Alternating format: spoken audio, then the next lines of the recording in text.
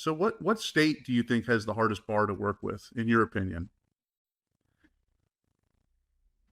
I could just say off the top of my head, the main state that I know is more of a permission than forgiveness, primarily more than most, is Texas, which is surprising because they're so they're so known for kind of being more free market minded as a state, and if you ask some people, as their own country, but it's like Texas is definitely like from what I've seen, put their foot down. I'll be honest with you.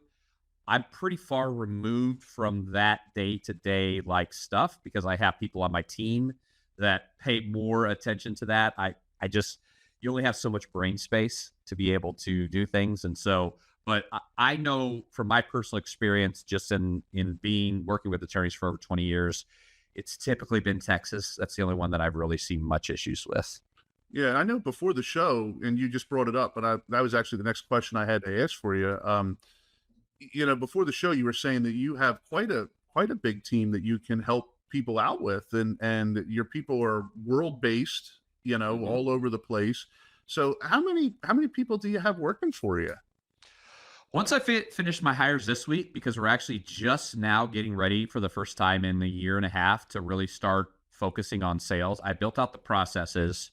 But once we finish the hires this week, we should be around 50 Oh, ish. wow. 50 people. That's crazy. Yeah. So, and then you have actually people that build out your systems, and you have people that do every little aspect of everything you do. You just you're the manager, you're the boss.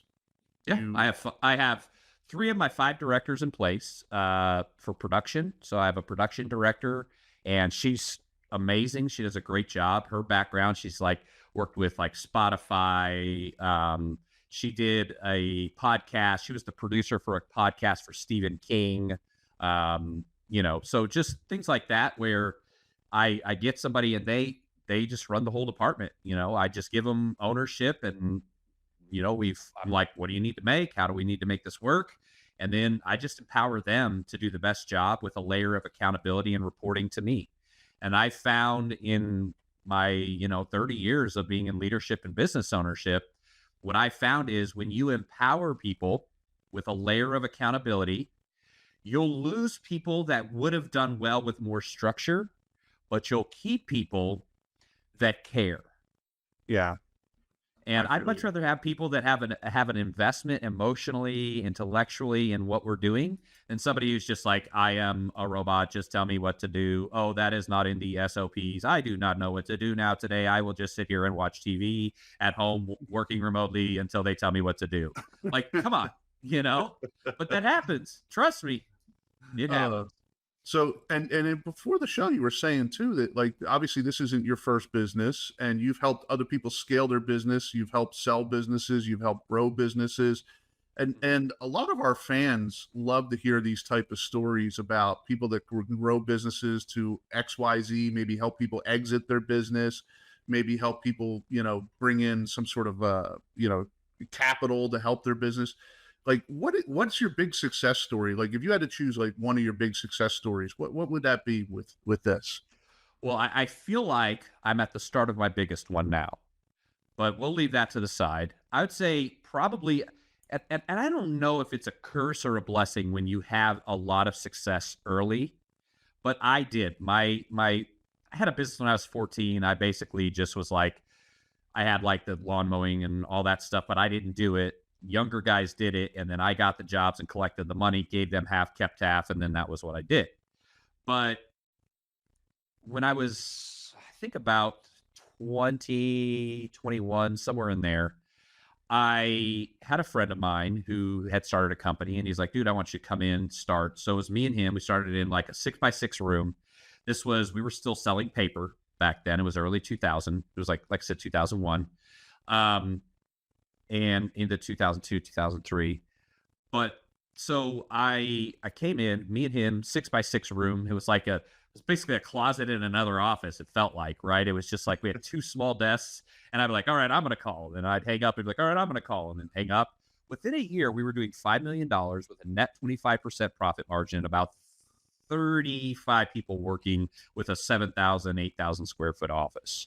I had come up with a concept called a just in case emergency guide. It was a 6x9 magnet.